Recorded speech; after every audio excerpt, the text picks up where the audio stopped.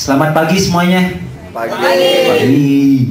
Saya biasanya selamat pagi, selamat sore, selamat siang sama aja karena jam kerja saya biasanya itu dari pagi sampai pagi lagi biasanya. Jadi mau dibilang pagi, sore, siang, malam itu sebenarnya sama aja.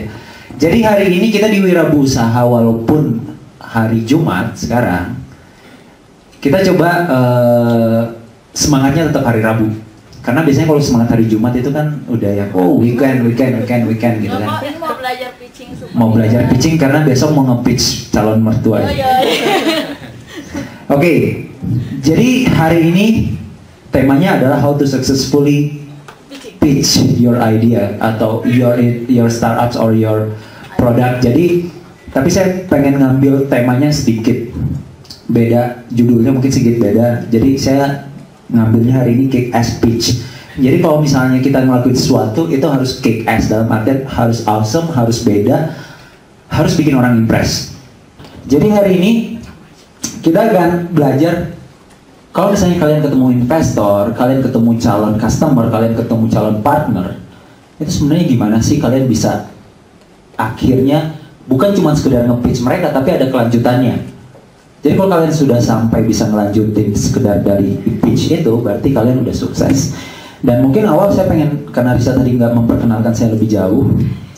Jadi, ya ini saya, nama saya Yohan Totik, kalian bisa panggil saya Yohan. Saya adalah Think Rooms founder, which is Think Rooms itu adalah development studio. Kita kebanyakan mengerjakan project, berdiri dari 2007. Kita ngerjain application sama games. Kebanyakan saat ini kliennya itu agensi yang di Jakarta. Jadi biasanya kita tuh nge-pitch-nya siapa, yang nge-pitch-nya si klien itu. Gimana caranya kita bisa impress mereka hingga projectnya itu bisa dilempar ke kita.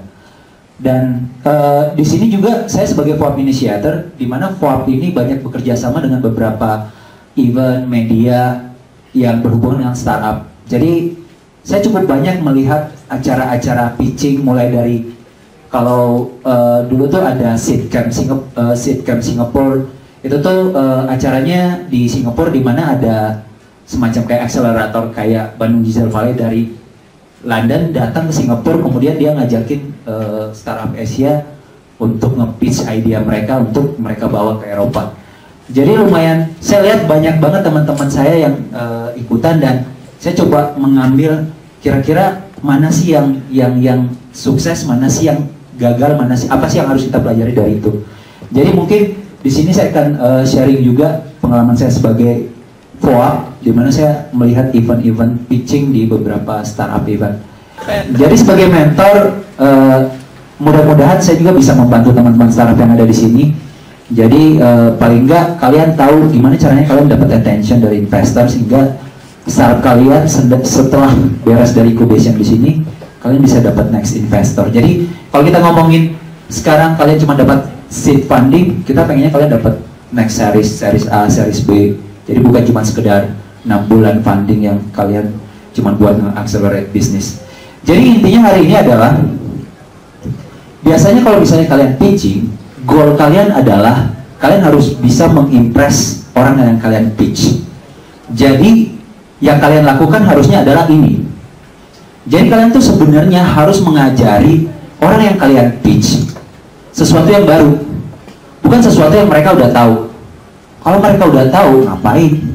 Paling kalian bilang, ya saya udah tahu, kayaknya nggak kayak gitu juga deh. Menurut saya kayak gini. Justru kalian nanti akan di counter, akhirnya pitch-nya pasti gagal gitu kan.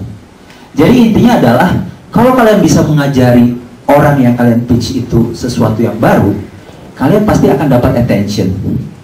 Sama mudah-mudahan, ini saya lagi nge-pitch kalian sebenarnya. Saya nge-pitch kalian gimana caranya bahwa saya bisa ngajarin kalian gimana cara nge-pitch.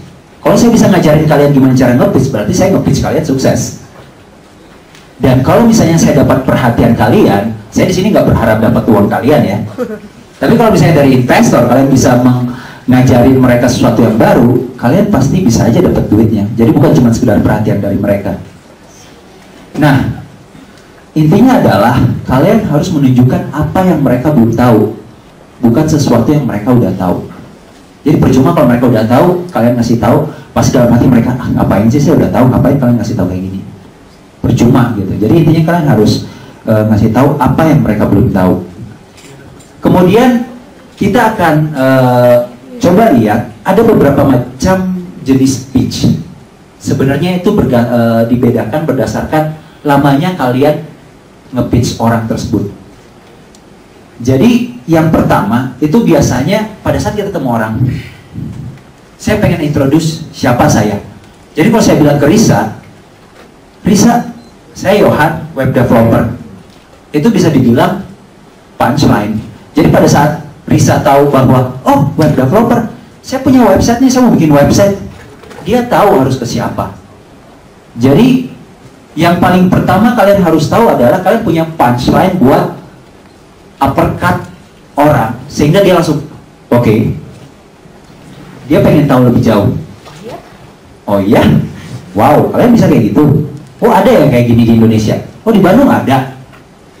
Hal-hal kayak gitu cuma dengan satu statement kalian bisa mengimpress orang, itu namanya punchline. Jadi punchline itu biasanya mengandung 3 kata. Bukan 3 kata, tiga entitas. What, how, why. Jadi what itu siapa kalian? Kayak tadi saya bilang, hey Risa, saya Johan, ya kan?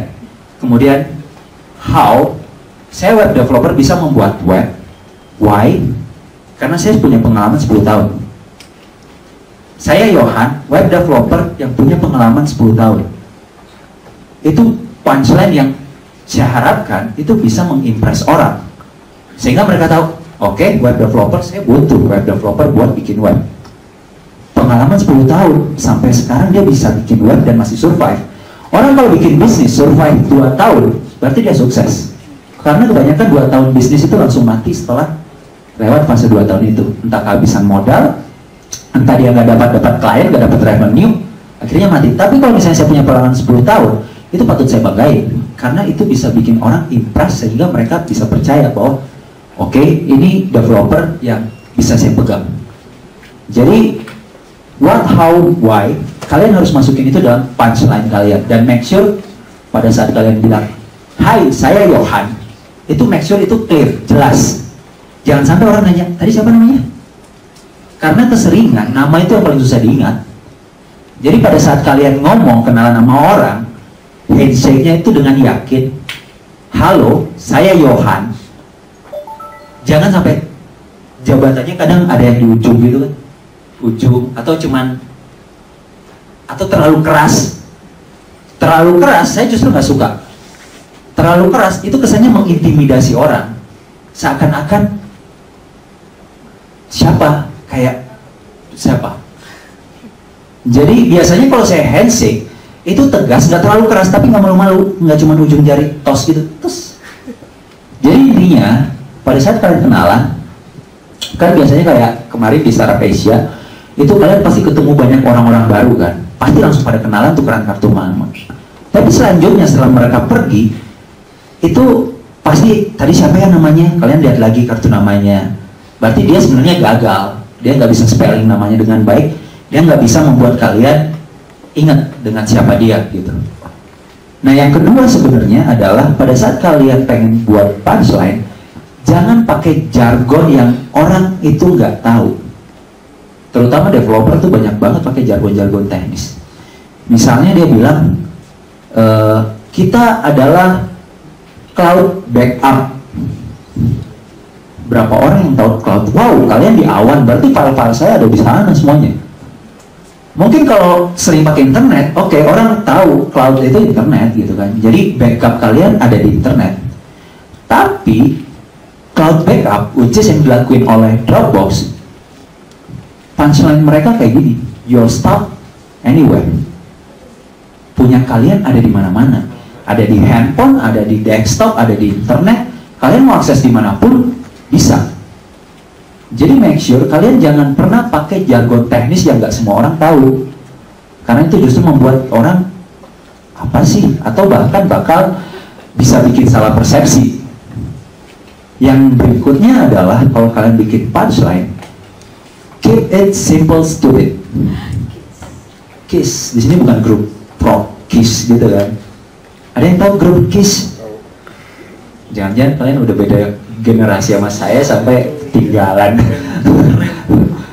Jadi keep it simple stupid, itu adalah suatu hal yang kalian harus, jangan bikin dia complicated, jangan jargon teknis itu juga bikin dia complicated. Ini simple banget, your stuff anywhere, which is logonya itu sebenarnya digantikan Dropbox is your stuff anywhere. Jadi simple, no jargon, orang bisa mengerti bahwa oh punya saya ada di mana-mana. Oke? Nah, kalau tadi punchline itu adalah kalian nge-pitch orang pada saat ketemu, kenalan, langsung introduce, hey saya Johan, saya punya bla bla bla bla. One statement, kalian langsung ngasih tahu, bikin orang penasaran, itu apa sih? Jadi tugas dari punchline itu adalah kalian, orang bisa bertanya selanjutnya, itu apa? Saya pengen tahu lebih jauh, walaupun mereka udah tahu, tapi mereka pengen tahu lebih jauh. Nah, pada saat kita ketemu orang seperti itu, kalian punya waktu 30 detik buat meyakinkan orang yang kita bilang elevator pitch. Kenapa dibilang elevator pitch? Sesimpel kayak biasanya orang investor itu biasanya kantornya itu di gedung bertingkat. Jadi pada saat kita ngejar investor itu biasanya suruh tunggu.